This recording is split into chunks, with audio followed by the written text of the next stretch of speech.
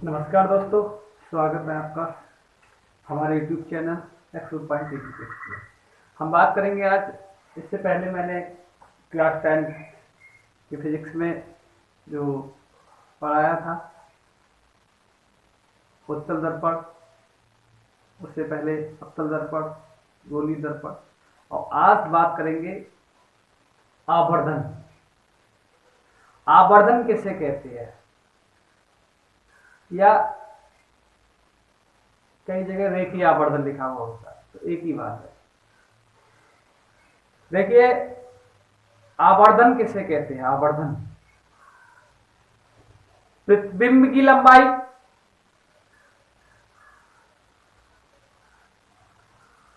तथा वस्तु की लंबाई के अनुपात को आवर्धन कहते हैं।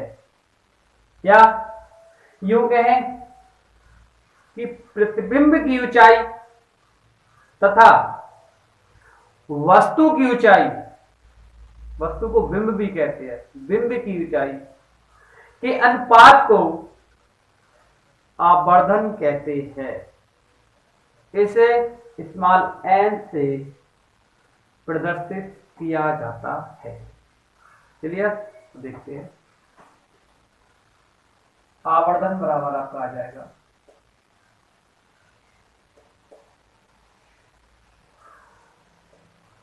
प्रतिबिंब की ऊंचाई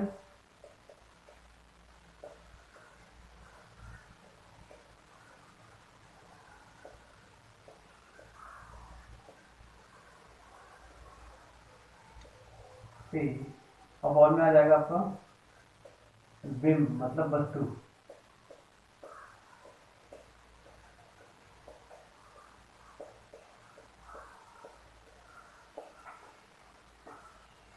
ठीक है, हो गया। इसे ऐसे भी लिख सकते हैं, एम बराबर एस डैश अपॉन एस, या एम बराबर माइनस वी अपॉन यू। ठीक है, माइनस वी अपॉन यू आ गया। इसके बराबर या एम बराबर S dash upon S equal minus V upon U. ठीक है, ये फार्मूला है। अब इसके इस फार्मूले से बहुत सारी कंडीशंस होती हैं जो आपकी निकल के आती है। वो कंडीशन मैं आपको अभी बता रहा हूं, समझ में आ गया। और इस पे आपका या तो डेफिनेशन पूछ लिया जाता है, या एक नंबर का न्यूमेरिकल जो बनता है आपका, कभी कभी ऑप्शनली क्वेश्चन इसी से आ जाता है, या वेरी शॉर्ट क्वेश्चन इससे आ जाता है। अगर शॉर्ट में आता है पूरा डेफिनेशन और ये यहाँ तक पूरा करना पड़ता है आपको, तब जाके आपका शॉर्ट में आता है, वरना मोस्टली जो क्वेश्चन इससे बनता है वो वेरी शॉर्ट और ऑप्शनली क्वेश्चन बनता है। ये ध्यान रखना, फिर से बता दे रहे हैं डेफिनेशन एक बार। प्रतिबिंब की लंबाई या प्रतिबिंब की ऊंचाई तथा वस्तु की लंबाई या वस्तु की ऊंचाई के अनुपात को आवर्धन कहते हैं। इसे स्मॉल एम से प्रदर्शित करते हैं। तो आपका फार्मूला निकल के आया, एम बराबर आवर्धन बराबर प्रतिबिंब की ऊंचाई एस डैश अपॉन बिंब की ऊंचाई S, M equal S dash upon S आ गया। फिर या M equal minus V upon U, V और यू आप जानते हो।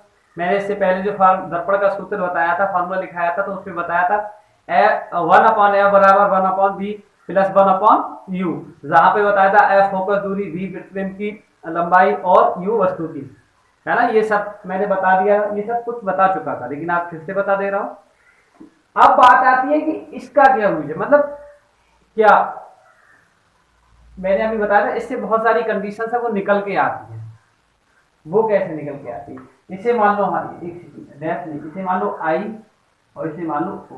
इससे आई ओ से क्या हो जाए, हालांकि फर्क नहीं पड़ना है एस डैश अपॉन एस से, लेकिन यहाँ से ध्यान रखना है, क्योंकि हमें ध्यान नहीं रहेगा तब तक आप कॉपी में कुछ भी लिख दो, कोई फर्क नहीं पड़ता। लेकिन हमें जब कोई सामने वाला बता रहा होता तो उसे इस चीज को बताना पड़ेगा कि मतलब आपको कैसे ध्यान रखना, आप कैसे ध्यान रखेंगे, तो वो चीज मैंने बता रहा। तो आई का मतलब इमेज हो जाएगा, मतलब प्रतिबिंब हो जाएगा, ओ का मतलब ऑब्जेक्ट वस्तु हो जाएगी या बिंब हो जाएगा।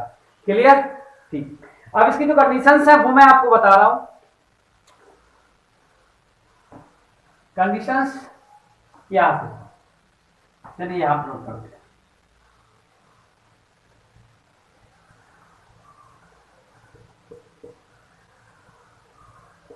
इफ यदि m की वैल्यू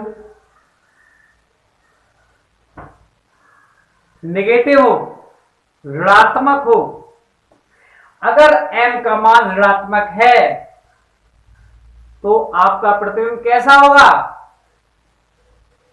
तो आपका प्रतिबिंब वास्तविक होगा।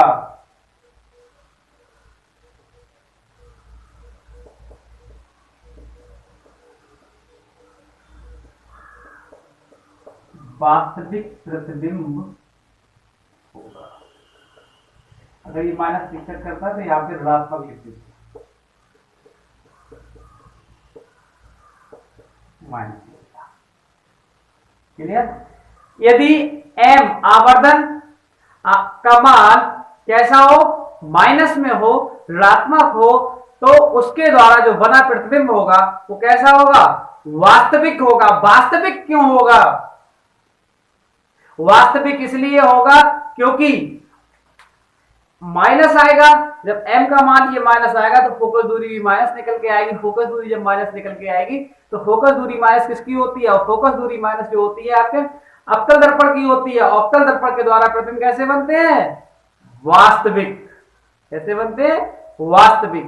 तो एक रीजन है कि जो ये होगा तो वास्तविक प्रतिबिंब होगा। नेक्स्ट,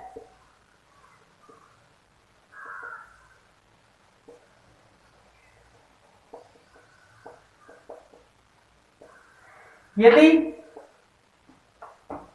m का मान धनात्मक हो तो प्रतिबिंब कैसा होगा आपका? तो बस सिंपल है, जब माइनस में वास्तविक हो गया तो प्लस पर कैसा आएगा? आभासी। आभासी प्रतिबिंब होगा।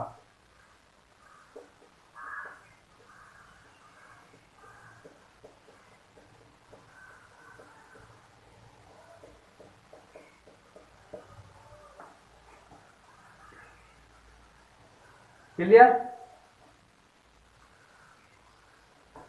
यदि यदि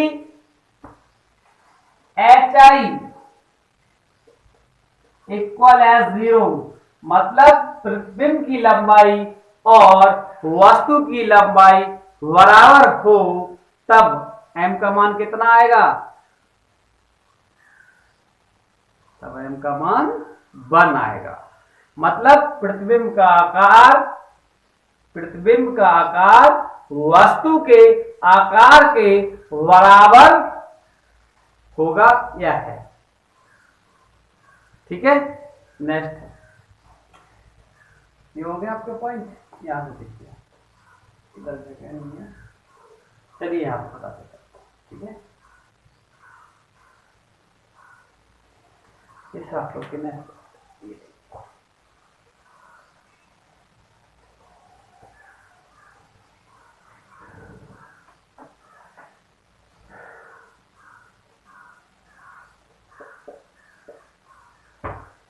यदि प्रतिबिंब की लंबाई या प्रतिबिंब की ऊंचाई वस्तु की ऊंचाई से कैसी हो? कैसी? ज्यादा हो। कैसी? ज्यादा हो, तब m का मान भी कैसा आएगा? m किससे बड़ा होगा? तो m जो होगा वो 1 से बड़ा होगा। मतलब आवर्धन का मान 1 से अधिक होगा। और आवर्धन का मान कैसा होगा? 1 से अधिक। और 1 से यदि अधिक है तो प्रतिबिंब जो होगा वो कैसा होगा? वस्तु से बड़ा।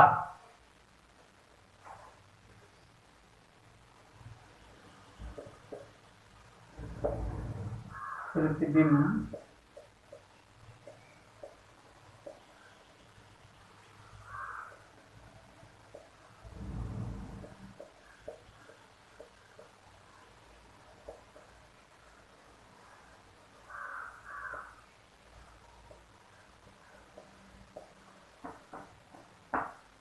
सॉरी कंडीशन जल्दी होगा नहीं होता है।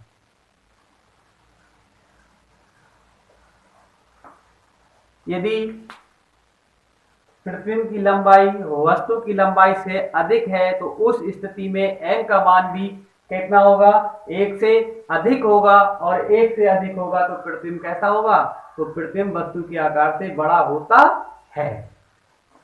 नेक्स्ट,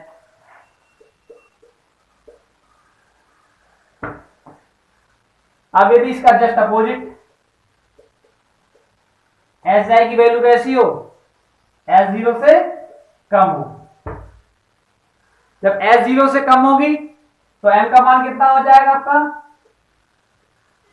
1 से कम होगा, और 1 से कम होगा तब निकाल सकते हैं जब यहां पर m की वैल्यू 1 से अधिक थी, मोर देन 1, तब प्रतिबिंब कैसा होता है, प्रतिबिंब बिंब से आई मीन वस्तु से बड़ा होता है। अब I0 छोटा है, S0 बड़ा है, और उस सिचुएशन में 1 लेस है, मतलब m की वैल्यू जो है वो 1 से लेस है, 1 से कम है। जब 1 से m की वैल्यू कम है तो प्रतिबिंब वस्तु से कैसा होगा, छोटा होगा। प्रतिबिंब बिंब से छोटा होता है, छोटा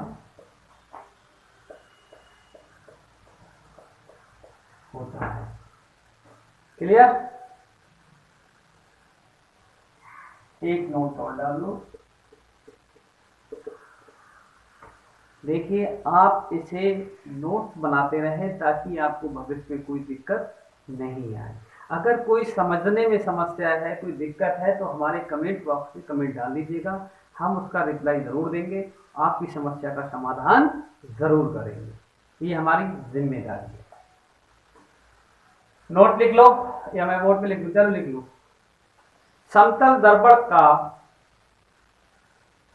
दर्पण का आवर्धन सदैव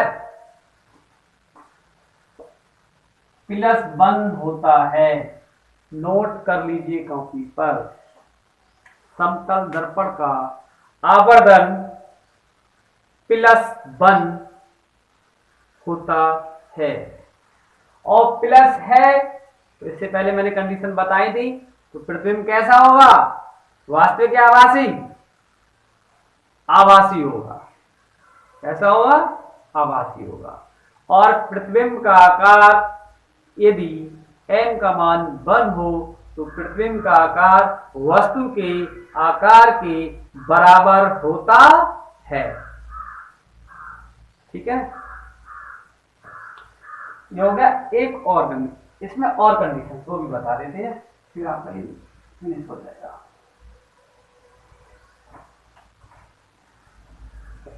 if positive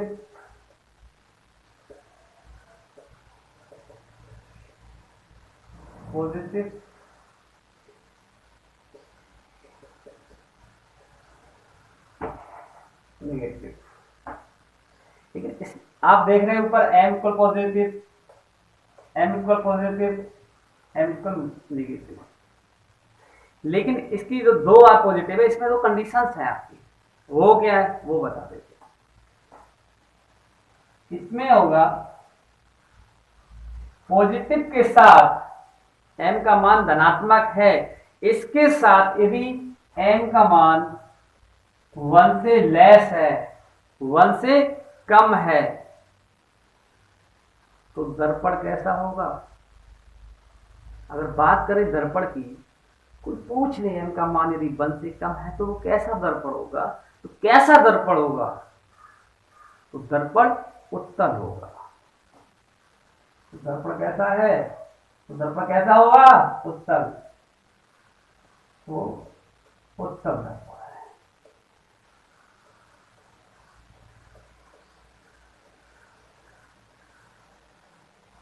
just opposite,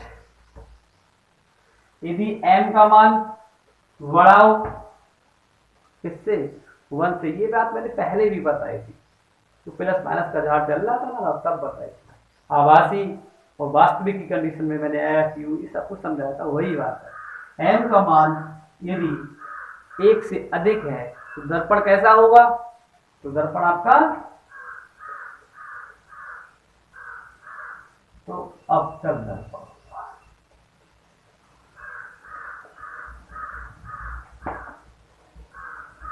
negative वाले में तो सीधा सीधा है ही।